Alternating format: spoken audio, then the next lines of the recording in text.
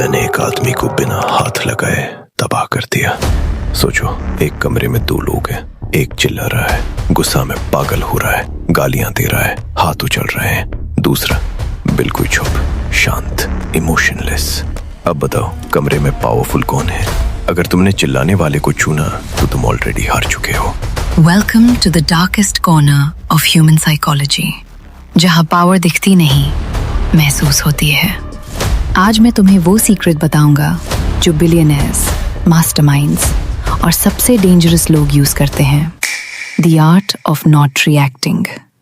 इसको समझ लिया तो तुम अनटचेबल बन जाओगे। लेकिन पहले एक कहानी। 2 साल पहले मेरे दोस्त का ब्रेकअप हुआ। उसकी गर्लफ्रेंड ने पब्लिकली उसको इंसल्ट किया। पार्टी में सबके सामने बोला, तुम लूजर हो, कभी कुछ नहीं कर पाओगे। सबने एक्सपेक्ट किया लड़का रिएक्ट करेगा, चिल्लाएगा, डिफेंड करेगा, पर उसने किया क्या? कुछ नहीं, बस उसकी तरफ देखा 1 सेकंड और वापस अपनी ड्रिंक पे फोकस कर लिया। नो एक्सप्लेनेशन, नो जस्टिफिकेशन, बिल्कुल कुछ नहीं। Guess what happened? वो लड़की पूरे 2 घंटे अनकंफर्टेबल रही, बार-बार उसकी तरफ देख रही थी, वेटिंग फॉर रिएक्शन, पर मिला साइलेंस। और जब पार्टी खत्म हुई, वो खुद आई अपोलोजाइज करने, क्राइंग, क्योंकि उससे रियलाइज हुआ जिस इंसान को फर्क ही नहीं पड़ा वो उससे बहुत ऊपर है। ये मैजिक नहीं है, ये साइकोलॉजी है, डार्क साइकोलॉजी।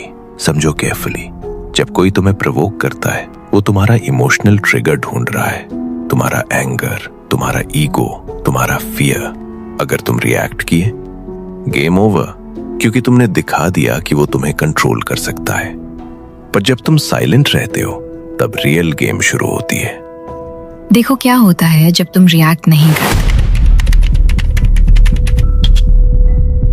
तुम्हारा बॉस तुम्हें मीटिंग में पब्लिकली ह्यूमिलिएट करता है। तुम्हारा काम बेकार है, डिसअपॉइंटेड हूं मैं। नॉर्मल इंसान डिफेंड करेगा, नर्वस हो जाएगा।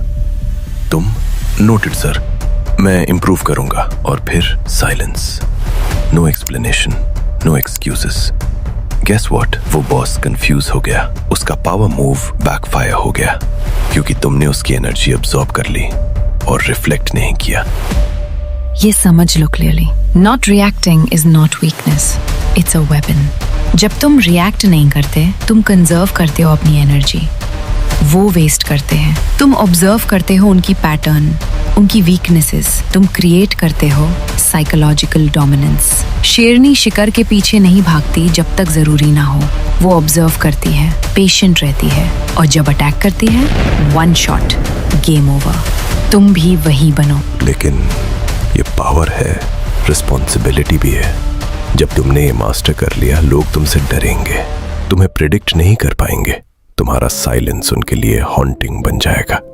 कुछ लोग तुम्हें कोल्ड कहेंगे, इमोशनलेस कहेंगे, साइकोपैथ तक बोल देंगे। होने दो, क्योंकि वो जो बोल रहे हैं वो वही लोग हैं जिनकी मैनिपुलेशन अब तुम पर काम नहीं करती, और ये उन्हें जलान होती है। नाउ अब अगर डार्क साइकोलॉजी की डार्कनेस तक और पहुंचना, तो मेरी बक्की की वीडियोस भी देख लो, क्या पता कल हो ना हो।